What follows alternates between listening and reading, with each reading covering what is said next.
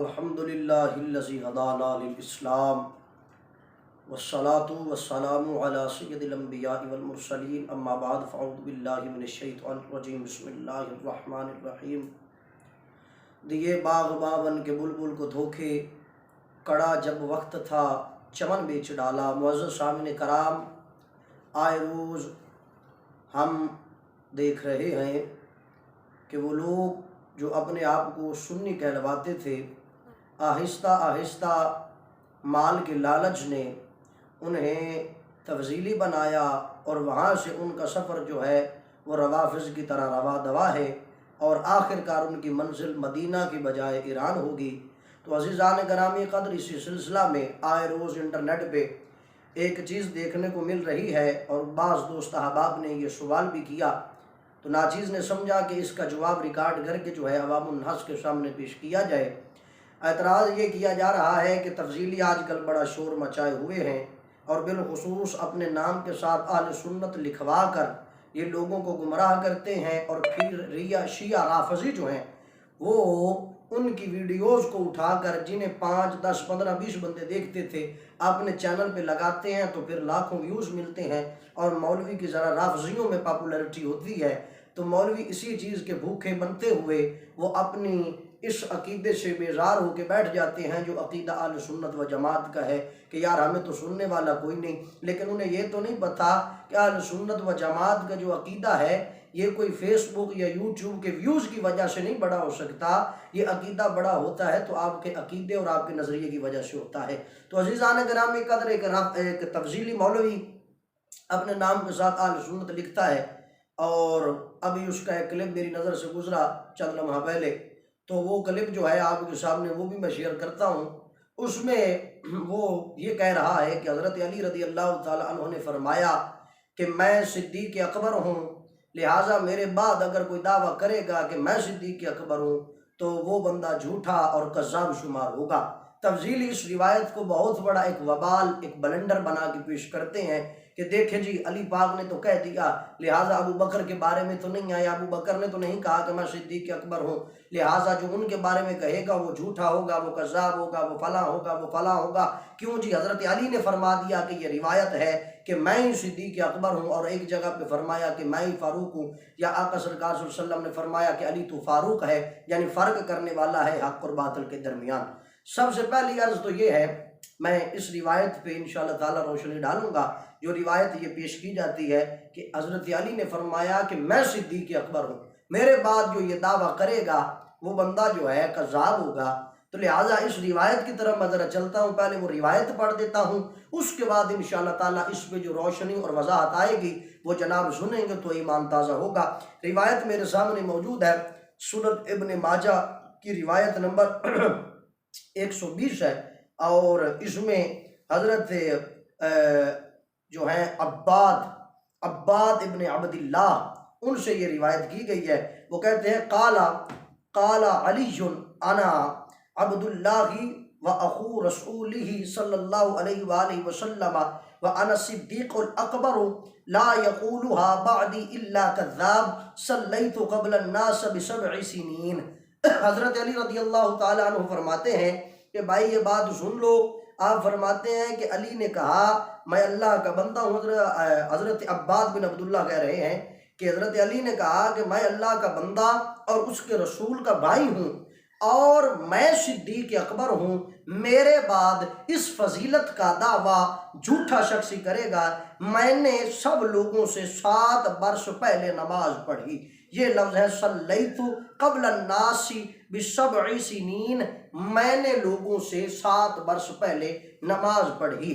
अब ये रिवायत पेश करके तफ़ज़ीली बड़ा शोर मचाते हैं कि हज़रत अली रज़ी अल्लाह ताला अन्हु सिद्दीक़ अकबर हैं, लिहाजा अगर कोई बंदा हज़रत अबू बकर सिद्दीक़ रज़ी अल्लाह ताला अन्हु को सिद्दीक़ अकबर कहेगा तो वो कज़्ज़ाब होगा, वो झूठा होगा। तो मैं यहाँ पे 2-3 बातें जो है इंशाअल्लाह ताला अर्ज़ करूँगा ताकि ये बात मज़ीद वज़ाहत और ये बात शम्स की तरह अयां हो जाए ताकि किसी से पोशीदा न रहे।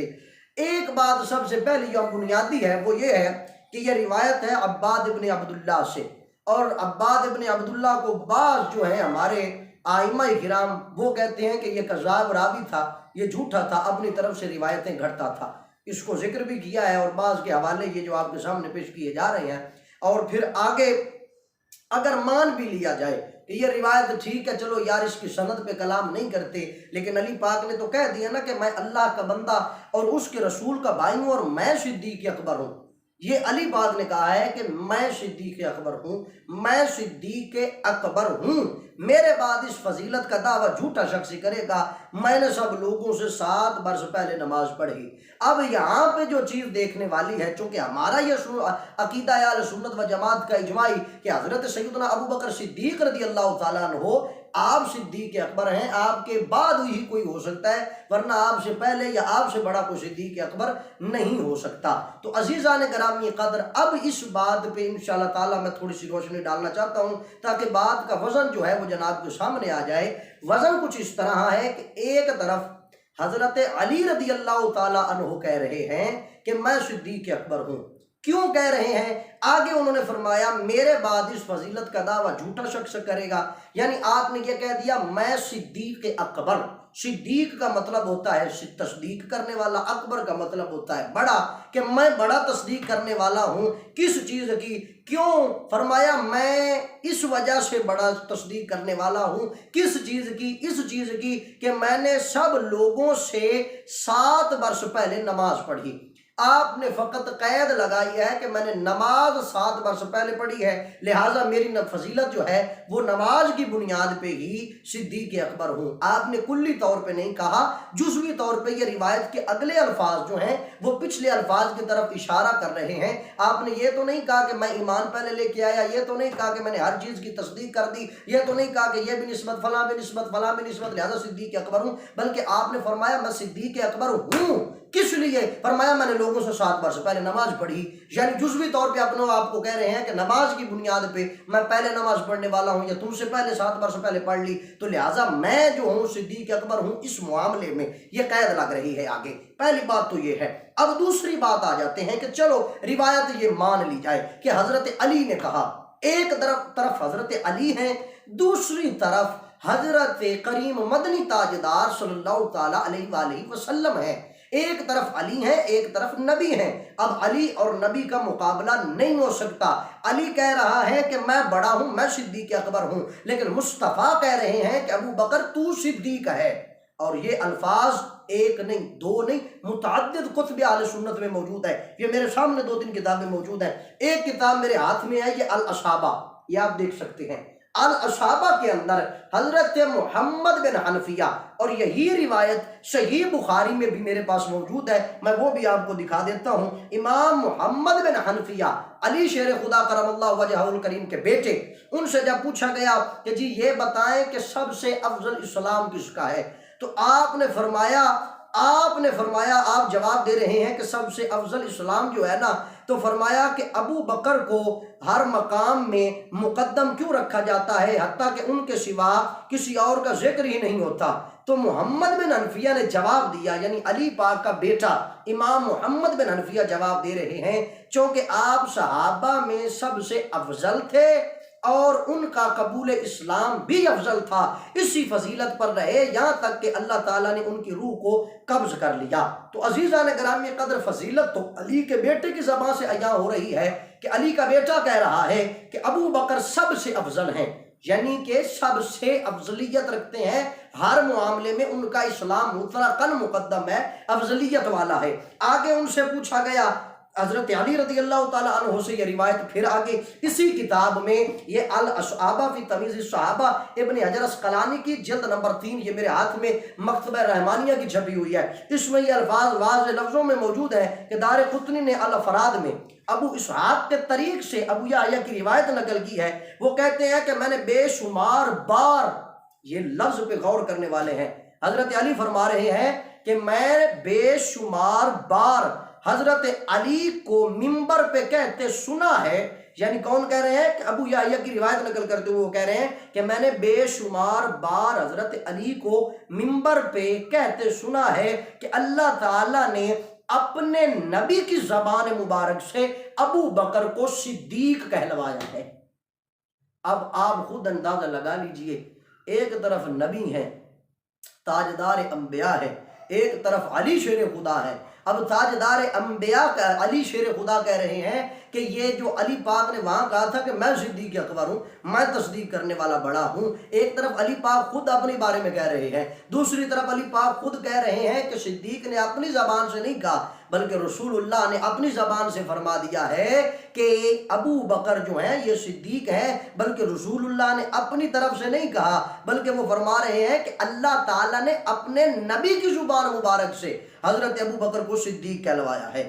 تو اب کہاں خدا کا مقام ختم، کہاں پھر اس کے بعد رسالت کا مقام، پھر اس کے بعد صحابہ آتے ہیں، علی پاک صحابہ و اہل بیت میں شامل ہیں، کہاں مقام ہے، کہاں تقابل کروایا جا رہا ہے؟ تفصیل اس بات پہ بڑا شور کر رہے ہیں، دیکھیں جی یہ روایت فلاں روایت فلاں روایت، اب لاؤ نا نبی کے مقابلے میں روایت، اگر نبی کے مقابلے میں علی کے قول کو ترجیح دیتے ہو تو مسلمان نہیں، دائرہ اسلام سے خارج ہو، کیونکہ نبی کا قول یہاں ہے، نبی کہہ رہا ہے ابو بکر صدیق ہے، پھر آگے مستدرک میں ہے، بخاری میں ہے اور دیگر روایات میں ہے، آقا سرکار صلی اللہ علیہ وسلم نے اس سے پوچھا گیا یا رسول اللہ یا حبیب اللہ آپ کو سب سے محبوب کون ہے؟ تو آپ نے فرمایا خواتین میں عائشہ، پوچھا گیا مردوں میں کون ہے؟ تو آپ نے فرمایا ابو بکر صدیق ہے، اس بات کا ذکر بھی اس کتاب میں کیا گیا۔ پھر حضرت سیدنا ابو بکر صدیق کو صدیق کس لیے کہا جاتا ہے؟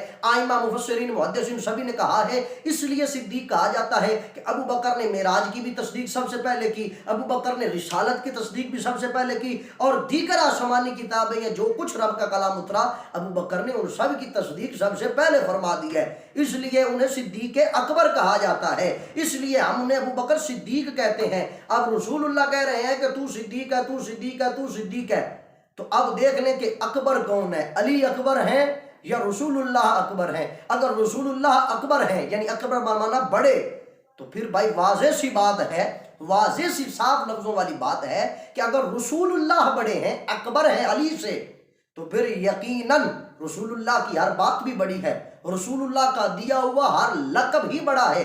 تو جب رسول اللہ کہہ رہے ہیں کہ ابو بکر صدیق ہیں تو اس کا مطلب ہے وہ صدیق اکبر ہیں، کیونکہ صحابہ کا بھی یہی عقیدہ، ہمارا بھی یہی عقیدہ، اجماعی عقیدہ، اور یہ میرے ہاتھ میں صحیح بخاری شریف ہے، اس میں یہ روایت نقل کی گئی۔ آقا سرکار صلی اللہ علیہ وسلم ایک دفعہ اود پہاڑ پہ تشریف فرما تھے اور آپ کے ساتھ حضرت سیدنا ابو بکر صدیق، حضرت عمر بن خطاب، علی شیر خدا تھے، حضرت عثمان غنی تھے، یہ تینوں شخصیات موجود تھیں اود پہاڑ پہ۔ تو آقا سرکار صلی اللہ علیہ وسلم اود پہاڑ حرکت کرنے لگا تو قریب مدنی تاجدار نے فرمایا کہ اے اود پہاڑ ساکت ہو جا، تجھے نہیں معلوم تیرے اوپر ایک نبی، دو شہید اور ایک صدیق کھڑا ہے؟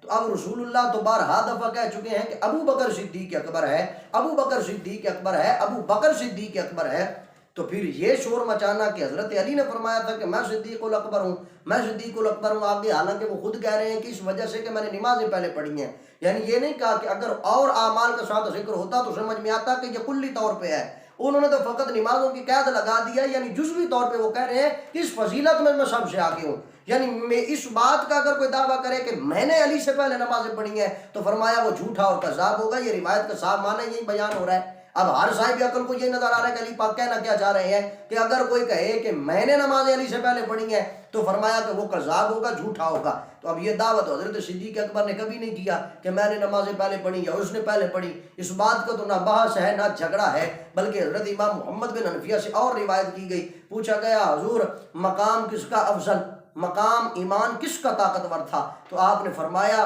کہ ایمان جو سب سے تگڑا تھا وہ ابو بکر صدیق کا تھا۔ پوچھا حضور وہ کیسے؟ حالانکہ علی پاک بھی مسلمان تھے، حضرت خدیجہ بھی مسلمان تھی، حضرت زید بھی مسلمان تھے، تو آپ نے فرمایا کہ علی پاک بچے تھے، حضرت خدیجہ عورت تھی، حضرت زید غلام تھے، لہٰذا ابو بکر سرکار پورے مرد تھے اور کامل مرد تھے، لہٰذا ان کا ایمان جو ہے وہ اس نسبت سے بھی تگڑا بنتا ہے کہ مرد عورت کے مقابلے میں زیادہ فوقیت رکھتا ہے، بچے کے مقابلے میں بھی فوقیت رکھتا ہے اور غلام کے مقابلے میں بھی فوقیت رکھتا ہے۔ تو عزیزان گرامی قدر، پھر آقا نے فرمایا کہ اے علی تو فاروق ہے، تو فاروق ہے، یعنی تو فرق کرنے والا ہے۔ تفصیلی اس بات پہ بڑا شور مچا دیتے ہیں کہ دیکھو جی نبی پاک نے فرمایا علی جو ہے یہ فاروق ہے، لہٰذا اب اور کسی کو فاروق کہنا یہ روا نہیں دیتا، یعنی حضرت سیدنا عمر بن خطاب کو فاروق اعظم کہنا یہ روا نہیں دیتا۔ نبی نے فرمایا کہ علی تو فاروق ہے، یعنی فرق کرنے والا ہے حق اور باطل کے مابین۔ تو میں یہاں پہ سہارا لوں گا امام سغناقی کا، جنہوں نے انا مدینۃ العلم والی روایت کے اوپر جو ہے اپنا ایک کلام اور ایک باب باندھا تھا، جس کا ذکر آپ پہلا سماعت کئی دفعہ کر بھی چکے ہیں۔ تو امام شیخناقی نے وہاں پہ ایک چھوٹی سی قید لگائی تھی، وہ قید یہاں بیان کرنا مقصود ہے۔ آپ نے بڑا پیارا ایک نقطہ دیا تھا، آپ نے یہ فرمایا تھا کہ آقا سرکار صلی اللہ علیہ وسلم نے یہ فرمایا ہے کہ میں علم کا شہر ہوں، علی اس کا دروازہ ہے۔ اب یہ نہیں فرمایا کہ علی ہی اس کا دروازہ ہے، بلکہ فرمایا علی دروازہ ہے۔ جس طرح اب دوسروں کی نفی تو نہیں ہوتی، جس طرح لا الہ الا اللہ محمد رسول اللہ کہنے سے کہ محمد اللہ کے رسول ہیں، اس سے یہ نفی نہیں ہوتی کہ باقی اور کوئی رسول نہیں ہے۔ مطلب تو یہی ہے نا کہ رسول اور بھی ہیں، ان میں ایک محمد بھی رسول ہے۔ اسی طرح نبی پاک نے فرمایا تو فاروق ہے، یہ نہیں کہا کہ تو ہی فاروق ہے، یعنی اور کوئی فاروق نہیں ہو سکتا۔ رسول اللہ نے واضح کر کے بتا دیا کہ تو فاروق ہے، مطلب کیا فاروق اور بھی ہیں، ان میں ایک فاروق تو بھی ہے، حق اور باطل کے مابین فرق کرنے والا، اس کو تقسیم کرنے والا کہ حق ادھر ہے باطل ادھر ہے۔ اس لیے حضرت علی بھی فاروق ہے، حضرت عمر بن خطاب بھی فاروق ہے، اس بات میں کوئی دو رائے نہیں، کوئی اتنی پریشانی والی بات نہیں۔ تو یہ امام شیخناقی کا ایک بہت باریک نقطہ تھا جو میں نے آپ کے سامنے بیان کر دیا۔ لہٰذا آپ تفضیلی اگر شور ڈالتے رہیں کہ علی پاک نے فرمایا میں صدیق اکبر ہوں، تو اس کا یہ جواب میں نے جناب کے سامنے بیان کر دیا۔ اگر یہ کہیں کہ علی پاک نے کہا کہ میں فاروق ہوں، تو اس کا جواب بھی ناچیز نے جناب کے سامنے بیان کر دیا۔ دعا کرتا ہوں اللہ تعالیٰ عمل کی توفیق نصیب فرمائے، وحدہ لا شریک مولا زندہ اسلام پہ رکھے، وما علینا الا البلاغ المبین۔